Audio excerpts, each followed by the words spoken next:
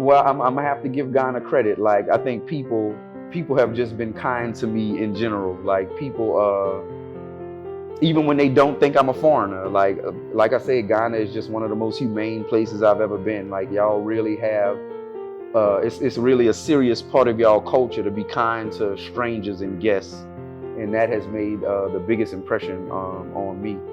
But in terms of religion, I guess I look at it that y'all have only had y'all independence from colonialism for 65 years. Yes. 65 years 65 after, years this month. Yeah.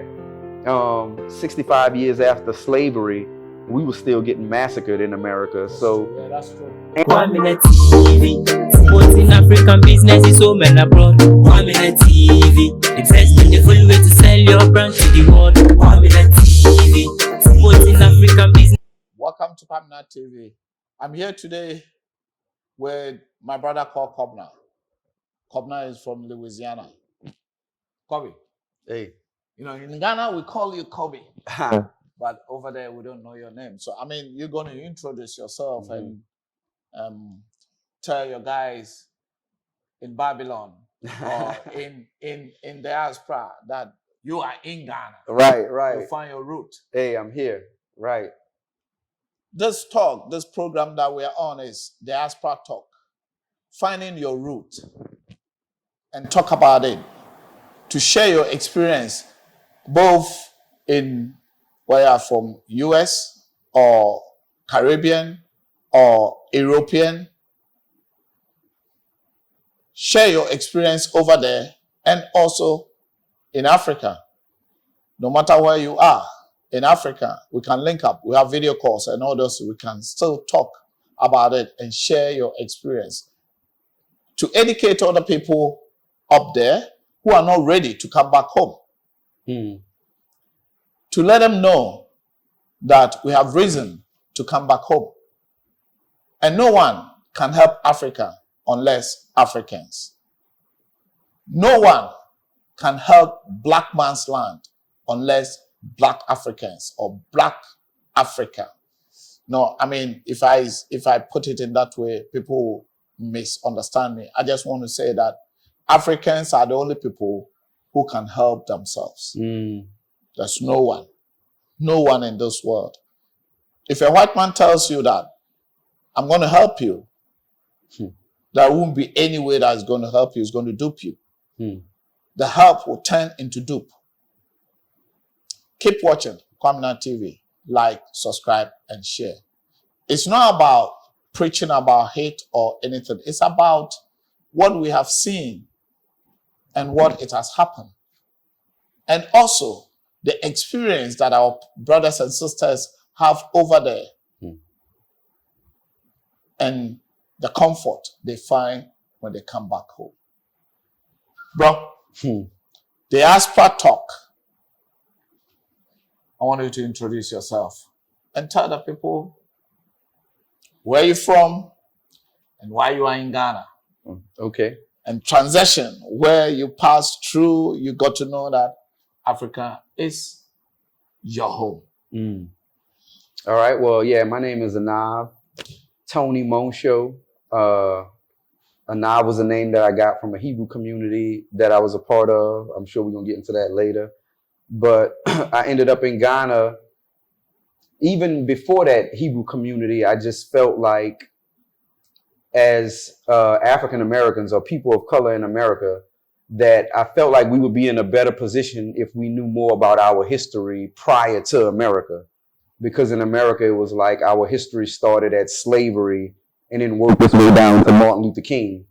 But prior to our American history, it's like we didn't exist. So feeling like or understanding that our ancestors or everybody's ancestors came from Africa, I just wanted to know more about that. So that led me here. Long story short. To cut long story short, that led you in Africa. But before then, when you were born in Louisiana, school there. Yeah. Before then, you went to church. Yeah. Which you said is a Baptist church. What happened? How many years did you went to church, and how do you find out you want to go through to be a member of Hebrew community before Ghana? So let's go from there. Okay. Well, I grew up Catholic, being from New Orleans. It was a Catholic city.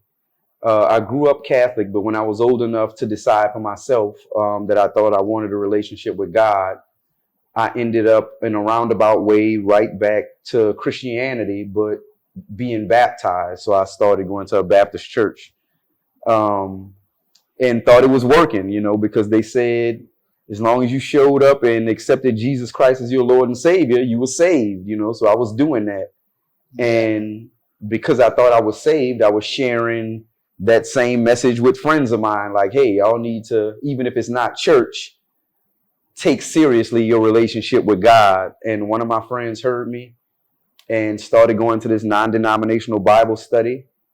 And to support him, I went and fellowship with him at this Bible study and learned more about the Bible in that 45-minute class than I did the whole 2.5 years I had been going to church. And Wow. yeah, and it was like basic things, like the Bible wasn't written in English. I never even thought to ask that because they're so tricky. They use old English, you know, the thou and the thus to make it think, you know, this is actually written in English, right, to make you think like, oh, this is the English that they spoke back in the day, but these people weren't even around. They weren't even on the scene. But after hearing that the Bible wasn't written in English, they explained that the language that it was written in didn't have a letter J in it, and that no language on the planet had a letter J in it. The letter J was the last alphabet added to the English language in the year 1600. So my intelligence woke up and reasoned that if there was no letter J, then how could you name your son this and call the creator that? So that means there was no John, there was no Jesus, there was no Joseph, there was right. Go down the list. So, and then what happened? If there's no letter J in it, and letter J was just found in 1600, and then that means there was no Jesus. So who was there? I mean, that's a because in Africa, in the Christianity, most of the people believe in Jesus. Right. So if there was no Jesus, then who was there? Right.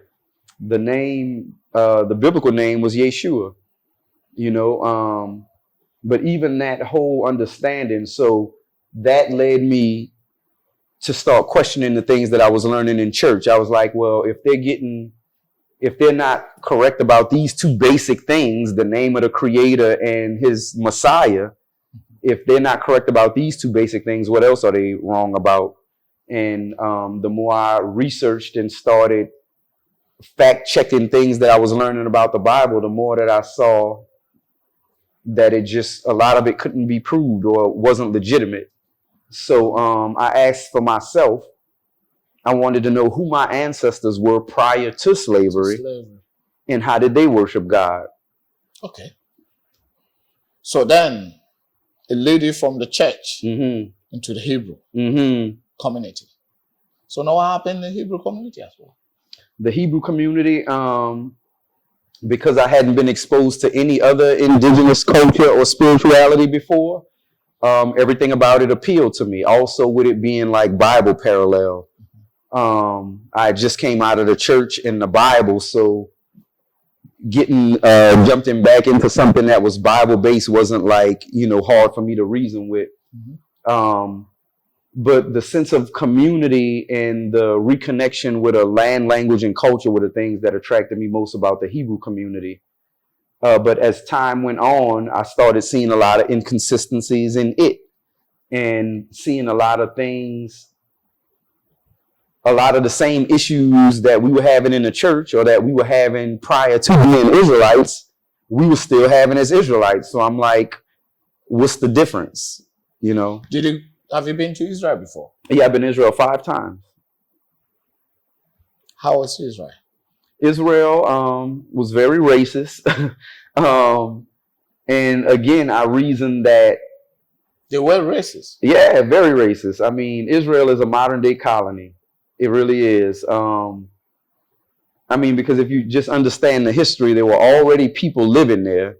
Yeah. These people just decided like, oh, you know, we want to come here now. That wasn't even the original place they picked when they were looking for the modern state of Israel. Like Israel wasn't even, or Palestine wasn't even an original destination. So just understanding the occupation of what's going on in that country. Yeah, it wasn't, if you want to build a community of the future in peace, like that wasn't the environment to do it in.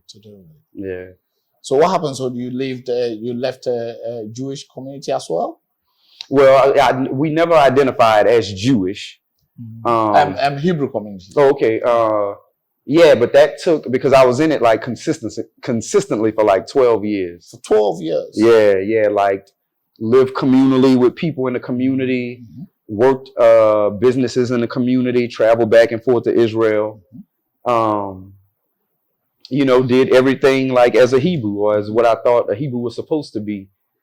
And so when I started seeing the discrepancies and learning more about other indigenous spiritualities and cultures, naturally there was a period of transition, I would say, I went through when I was separating myself. Because even after I separated from the community, I still identified as an Israelite for like a few years after that.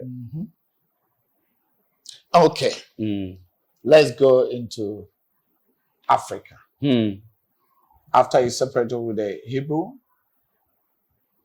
you decide to come to Ghana, or you decide to come to Africa. How long did that take? After the 12 years, and you're still in the States. So how long did that take before you landed in land of opportunity? Oh man, I would say that Africa is land of opportunity. It is. Because Africa is a virgin continent. It's a continent that anything you do here, you get money. It's only Africans that don't see what is here. But we see it over there. Right. And those people over there, the Chinese, the Indians, anywhere you go, they come in here. Right. The Russians, the Croatians, the Ukraine, those that are fighting, they are looking to come to Africa. Only Africans are looking to go to Europe and other countries, continents. Right. Why? So you coming back here, I say it's land of opportunity. So how long did it take you again for you to prepare yourself to come back? Well, being a part of that Hebrew community, that was always in the plans, like leaving the States. So the idea had been planted years ago in that community. But after I separated from myself from the community, I would say it took me almost another like 8 or 9 years just to prepare yourself. Yeah. Were you always having the mind of coming after the Hebrew? Were you always in your mind to travel again to Africa? Or within that time you were in the Hebrew community, were you planning to, come to Africa, or it was just, okay, I'm in the Hebrew community and we are from Israel and I'm going to be in Israel? Was it that in the plan? Well, it would have been Israel or anywhere else in Africa, because that community also has communities in Ghana and other places in Africa, right, okay. Kenya, South Africa, Zimbabwe. Okay. Yeah. So yeah, that seed had been planted, but it was really the political climate in the States with Trump and his re-election and COVID, where I was like, all right, these are signs, and I just wasn't comfortable with the direction that it was going in. I didn't feel like our people in the States were really preparing for any serious eventualities. So I was like, this is a perfect time. So all during lockdown, I just worked and saved until I was able to come here. Right before the inauguration, intentionally. Right before the inauguration. Okay. Let's see it in this way. You came to Ghana. Why Ghana? Why do you decide to come to Ghana? Because after that, there's a lot of African countries that you could have traveled to. So why Ghana? Really, it just boiled down to Ghana had somebody that was willing to offer me somewhere to live. Like, Okay. yeah, I just knew somebody that knew somebody here. They contacted them, asked them if they could help me find a place. They agreed to rent me somewhere. So that was Ghana was the only choice, really. Okay. And the person is a Ghanaian over there, or it's just like No, it was somebody I met in that Hebrew community from the Hebrew States. community? Yeah. Okay. Mhm. Okay. She was Haitian, actually. Oh, he's an Asian. Yeah, it was a Haitian sister. Oh, Haitian sister. So Mhm. and all right. Mhm. Okay. Let's see. You've been in Ghana. How long now?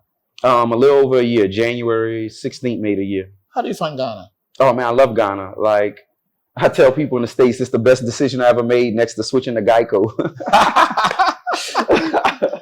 But but when I got here, I was upset because I wish I would have came here years ago.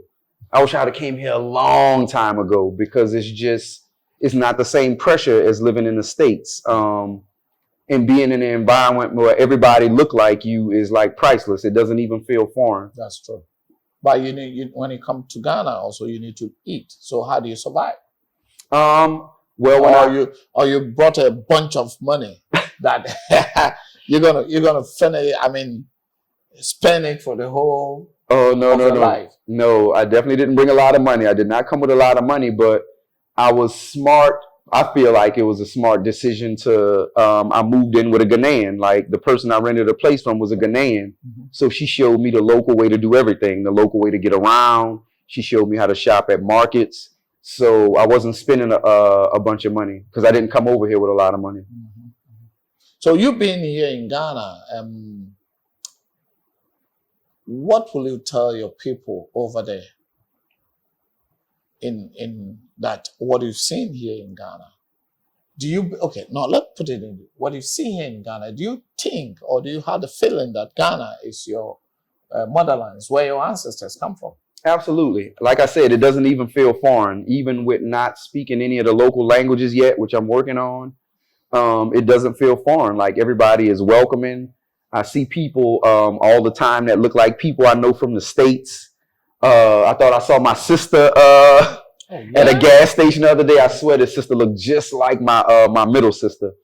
But it's my message to our people in the States is, or wherever they at in the diaspora, is that they really need to come and experience it for themselves. Like it's indescribable. Like I can't really tell you how you gonna feel when you get here, depending on who you are, but you just need to come and feel what it's like to be somewhere where everybody look like you.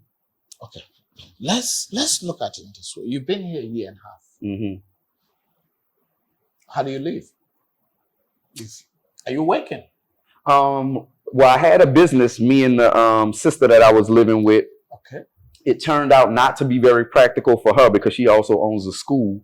Okay. So I just recently pivoted to something that I was doing in the States. Before I moved here, I was doing landscaping, and I also worked for myself doing maintenance and contractor work, like as a carpenter. Okay. Okay. So you're making slowly improvement to you. Yeah, slow. Because like I said, it was since that business didn't work, I had to take the money that I had left and start transitioning into buying tools so I would be able to hire myself out. All right. Yeah. So that means that you are practically a carpenter or hand worker. Right. Is that what you've been doing in the States? Yeah. Is that what you have been doing? Were you trained as a carpenter, as a full carpenter in the state? Yeah. I went to school for HVAC and carpentry in America. In America. Mm-hmm. You do you do with building houses or doing, because in Ghana here they have two types of carpenters. Some deal with only furnitures, like they do with the stuff like this. Right. And wardrobes, kitchen cabinets and all that. And some of them deal with roofing. Mm-hmm. So which one are you in? I would be more of a construction carpenter. Oh, construction carpenter. Yeah. Construction carpenter. Yeah, and like I know how to do stuff like floor tiles, But I know how to do maintenance stuff too, like changing outlets, installing ceiling fans, light fixtures, things like that. All right. Okay. Mhm. All right. Okay. That one is just to pass through. That means you have something doing for a living, because being in Ghana and not having any work is another story altogether. Right. Yeah. And mostly we'll say you are from Ghana, or you're from Africa, but you find yourself in America. People will easily think like you are Obroni. Mm-hmm. I think people call you sometimes like that, you know. Obroni means white man. And sometimes people think when you come from that place, you become Obroni. Mm-hmm. You know what I mean? Yeah. Here in Ghana or in Africa, your first time or your second time, just the first time, how long did you stay in the first time? Oh, the first time I was just here a week. And you left, Mm-hmm. and you came back, and you never looked back. Yeah, I've been here the whole time since. What have you seen here? Although here you think it's your home, what exactly have you seen in Ghana that the other people haven't seen? Well, I tell people in the States, this is the most humane place I've ever lived. Like, I was just having a conversation with the cameraman, Ibrahim, about that in America, we have more things, you know, we have more material things. I said, but the way you people treat each other here in Ghana is priceless. I've never seen anything like it in my life. I've seen a bunch of arguments since I've been here in Ghana, even where people would push and shove, but it never ended in a fight. No. I've never seen a fight since I've been here in a whole year. In the States where I'm from, if people argue, you better duck behind something, because most likely somebody going to get a gun and somebody might end up getting killed. Like, I wanted to go into that, your upbringing. Your upbringing in the States, because we see it in the net or we see it in the TV that, oh, black people are killing themselves, guns and all, and police are pulling you guys out and all those, and police are shooting people. And tell us a bit about your upbringing in your area, in your community. Where I was from, unfortunately, like I tell people, my good old days was very short-lived. The community that I grew up in the South, you know, it was a poor community, you know, so there was crime, there was drugs. I lost my mother at 11 years old. My father had mental health issues because of drugs. It was rough. It wasn't the same, well, I'm going to say for my specific family, it wasn't the same sense of closeness and family and togetherness or support that I experienced. I didn't experience a lot of that growing up. So it was a very like lonely upbringing, and having to figure out a lot of things on your own and take care of yourself a lot of times. You know, not a lot of people that you can trust in the environment that I grew up in. You're grown up in. Mm-hmm. I mean, sorry to hear that your mom passed away. May her soul rest in peace at the age of 11. What happened? Where did you go from there? I was raised by one of her older sisters. So your auntie? Yeah, one of my aunts. But they, I had two younger sisters, but they split us up when my mother passed. So I just went to that aunt.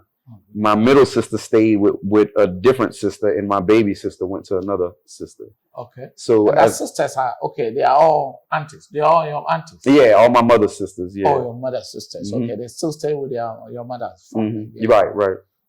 Do you have contact with your sisters? Yeah, but we're not as close because we didn't grow up together. Yeah. You know, and the adults that were in charge of us didn't make sure we kept in touch or saw each other regularly. So, you know, we just were you in different cities?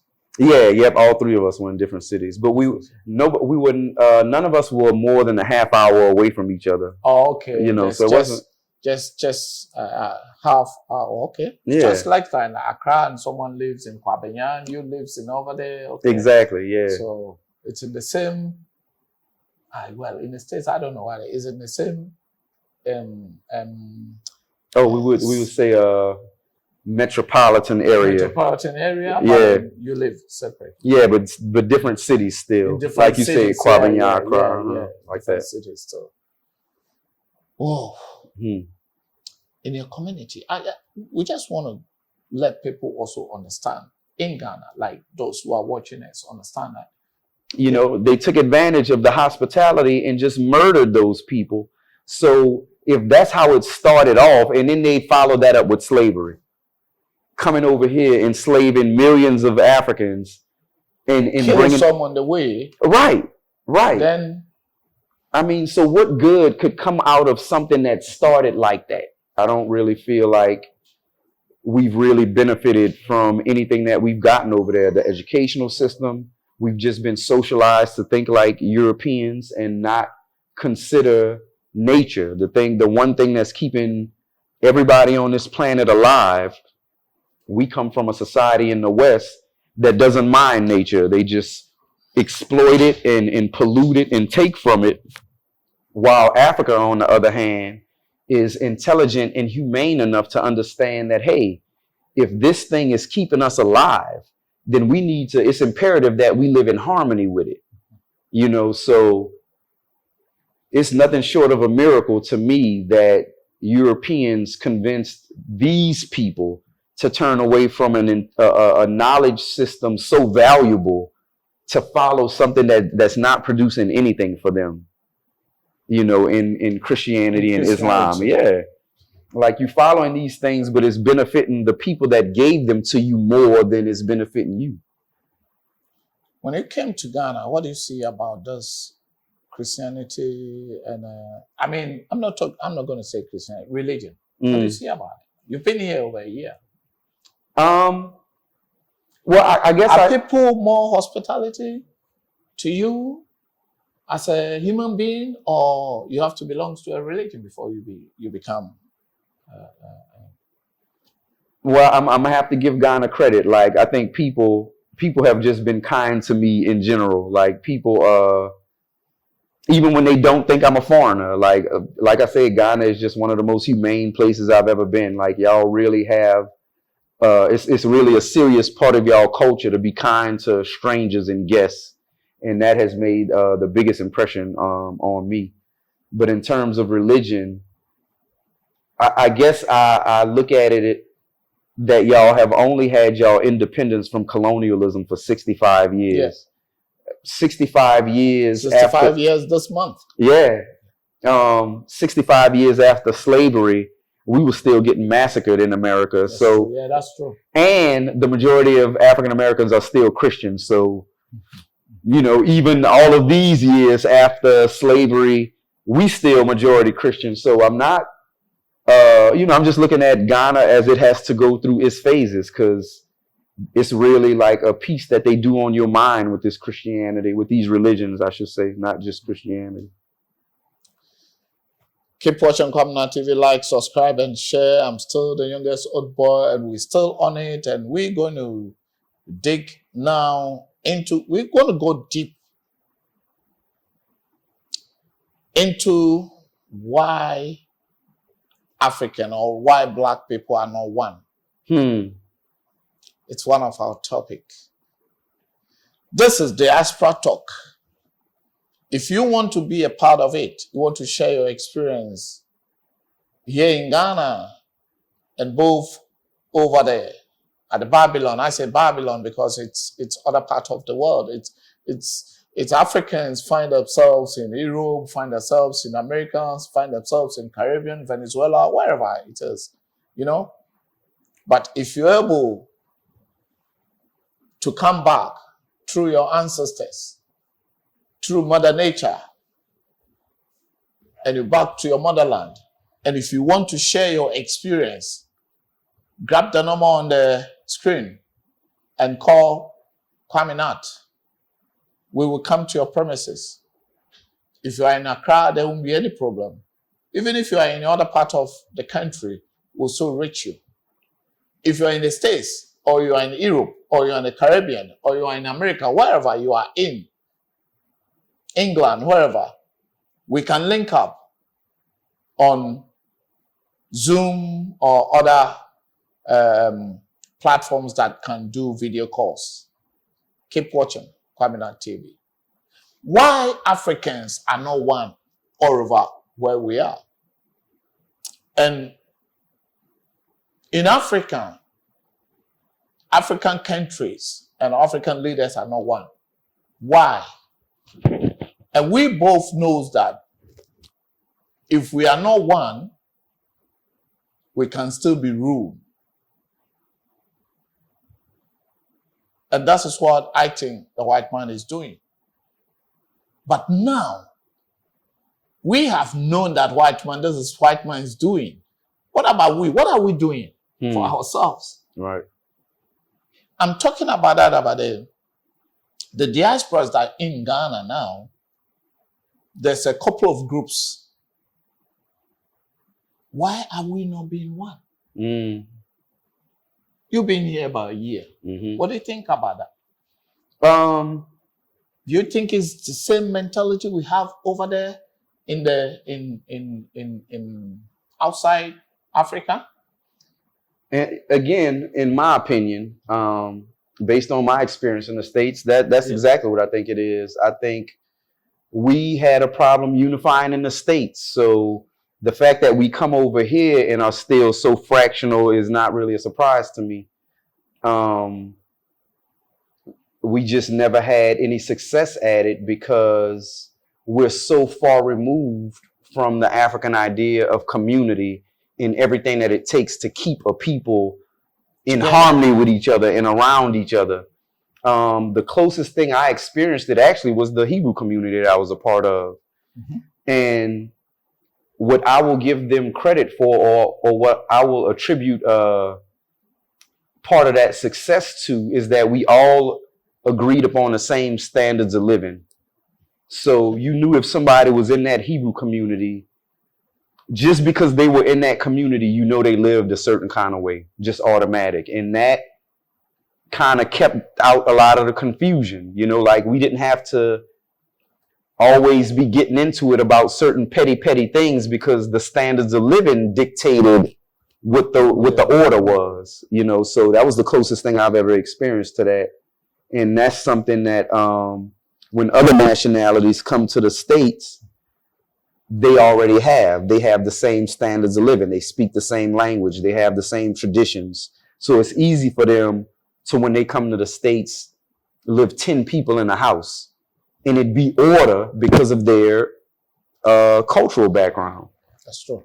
Yeah, so I think for the African Americans here, we lack that. You know, we didn't come from anywhere where we were ever unified. You know, like we were so far removed from that type of experience. We don't know, you know, us trying to recreate it is just us, you know, trying, you know, doing just that, just attempts, you know. And do you think we should try to come together, or it's just, I don't know how to form this one, but what do you think? Is it going to benefit us to separate ourselves, or it is better for us to come together? Yeah, absolutely. Better for us to come together. And I feel like me personally, I would love it if there was a way to receive us from the diaspora traditionally, not just a government way where we legally recognize and official all this Western things, like welcome us back in an African way, in a traditional way, like, hey, y'all been lost and separated, like have some type of cleansing ritual or ritual where you reconnecting us with our ancestors, or, you know, showing us how to pour libations so we can, because I think that's another reason why we're not unified. We come over here and we still try to hold on to a lot of who we were in America. Yeah, we want to come over here, and we want over here to be like where we just came from. It's not going to be possible. Yeah. I was born in Ghana, lived here for a certain time, then I'm now outside the country for about 32 years. Oh, wow.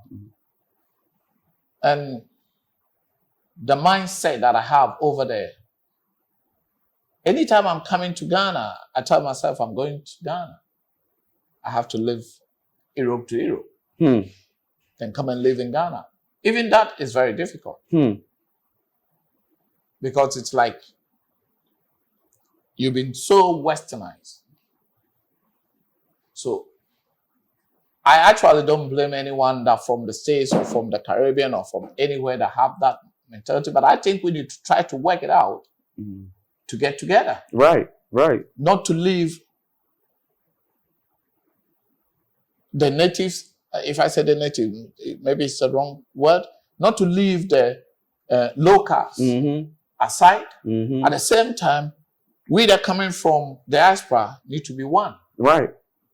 And help build wherever we are. If it's Ghana, if it's Sierra Leone, I mean, Africa together. Right. And I think the only Africans can only help build Africa. But the only way we could do that is togetherness. Right. That's what I think. Yeah. And I think this is what, because look at Europeans got European Union. Africans have African Union, but we are not united. People can travel within Europe without having passports. But we cannot travel in Africa without having passport. Europe was borderless. It's just recent that Britain went out. But Europe was borderless. You can just sit in a car and you drive from Germany to Holland, from Holland to France, from there to Belgium, back to Luxembourg, Austria, down back to Germany without controlling. Keep watching Kwaminat TV, like, subscribe, and share. And I'm still the youngest oddball. We're still here. I'm still with Kwaminat. You know, when we meet, we don't have interview. We just have a conversation so that we can pour from our heart. Right. And at least tell exactly what we feel and how we see things. To educate other people, to encourage other people. We want people to come back home. Absolutely. But at least we need to come back home to togetherness, to be one, not to be divided. Right. And we need to bring businesses or have a trade to work. Right. Or teach other people. I interview a guy who is teaching people how to farm, just right here. I've interviewed people who has businesses. I interview some people who want to put people's business together or advertise people on websites. And if anyone that want to come back home, if you have a business, just bring it. As I said, Africa is a virgin continent. There's a big room for improvement. And it's a lot to do here. If you have money, come with it and come and invest it. You will enjoy the best of your life. Don't wait till you go to pension. If you're also in pension, you can come. If you're in pension, you can come. Here, it's the heaven on earth. Brah. I said, brah. Yeah, brah. I always say that the Garden of Eden is Africa. Hey, it have to be. Because when you throw corn here, anything you put around, when it rains, you see it growing. It's going to grow. Without fertilizers. There's a lot of farming. If you're into farming, come. You don't need much. Just come. But we need to be together. Diaspora talk. Come and share your ideas. Come and tell your story. Come and share your story. Tell your story to encourage someone. Grab the phone and call. When you call, we will come to your joint. Or we had appointment, we have one location, then we meet. Keep watching Kwaminat TV. I'm still with my brother. I wanted to go in. What do you think about George Floyd's issue that happened in the States? Was it a planting to distract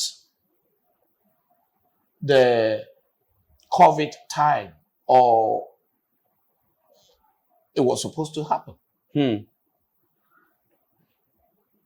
What do you think about it? You were in the States at that time. Yeah, I was. Did you demonstrate? No, I didn't. I just didn't feel, and no, nothing against anybody that did demonstrate. I just knew America wasn't my future. I had no faith in the direction that that country was going in, or that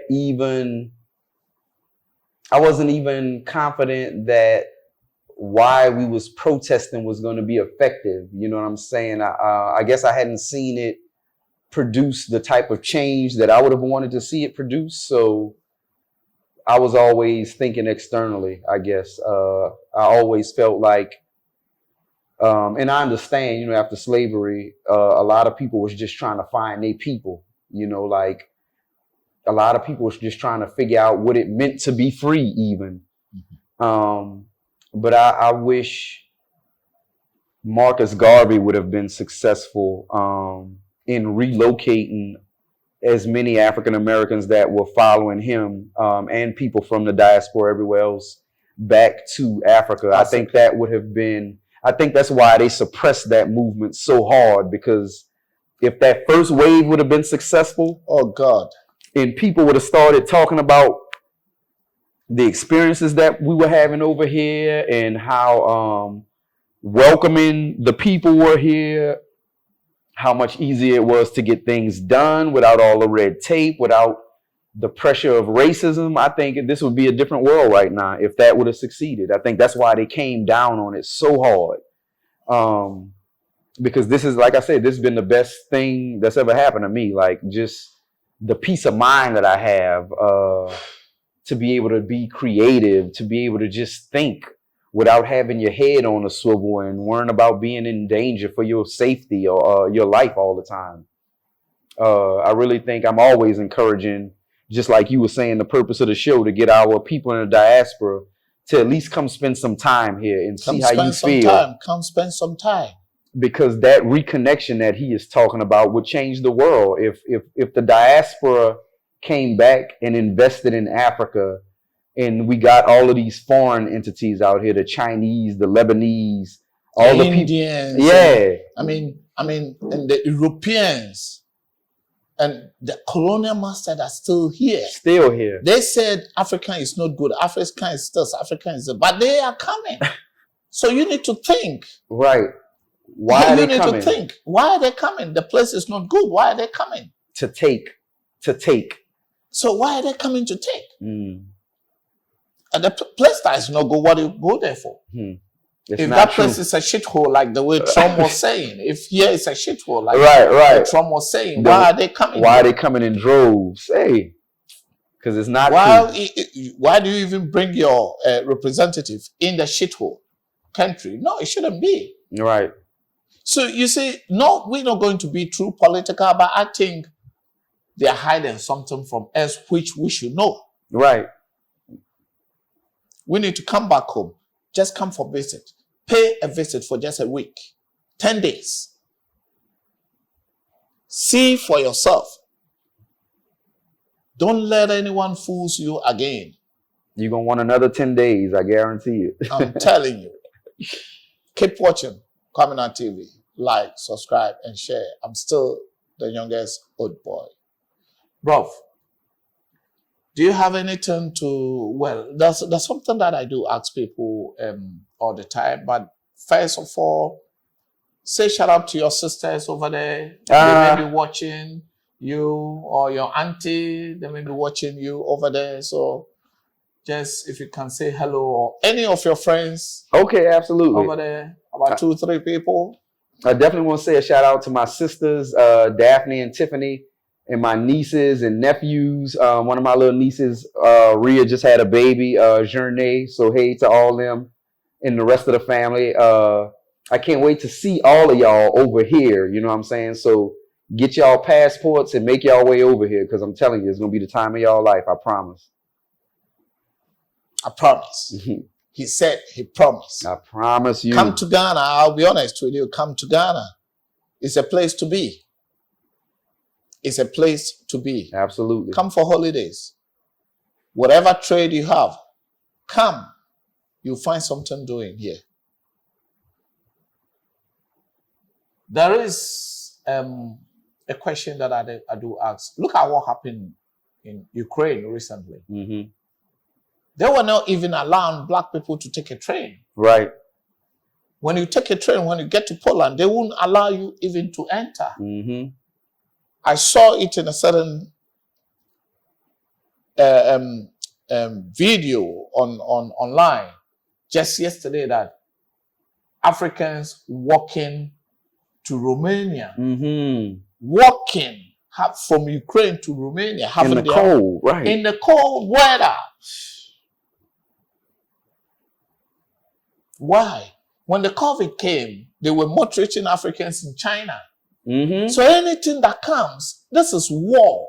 So anyone that trying to escape, you have to, whoever it is, you have to allow that person to escape. So why are they blocking Africans over there? Right, right. I mean, it's... Why are we becoming the last human beings? No human being respect Africans. Indians don't respect Africans. Right. Europeans, as we know. Right. Chinese, Arabs, right, as you know. Right. Chinese, as you know. Anywhere we go, they maltreat us. Why? Right. And why don't we want to stay in our home?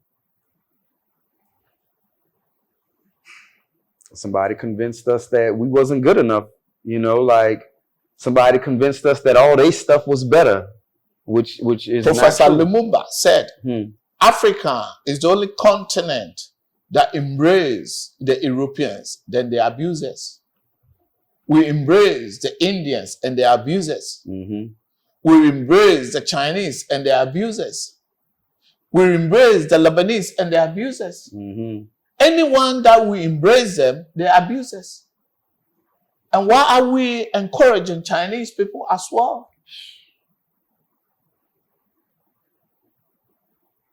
They say there's nothing in Africa. Africans don't think, but they are coming to Africa. I'm telling you, we need to move back home. Definitely. Immediately. Immediately. No, it's ASAP. Right. Look, all the LeBron James and all these superstar athletes with all that money, instead of investing in a place that don't want you there, come to Africa and see what they have here. Like, see the changes you would be making in the lives of all of these people that look just like you and your family, and how we'll be appreciated, as opposed to, I mean, oh man, it don't even make sense to have money in the States, because you can still get it. You know what I'm saying? That's the police will still kill you. They'll still kill you. You're still a target. Or they mess you up in the near future. Hey. Look at Mike Tyson. He was one of the richest boxers. Somehow, they find a way to mess him up. The American lifestyle. He was a victim. I'm telling you. Keep watching Kwaminat TV. And I love you all. I greet everyone. This is Diaspora Talk. Grab a phone.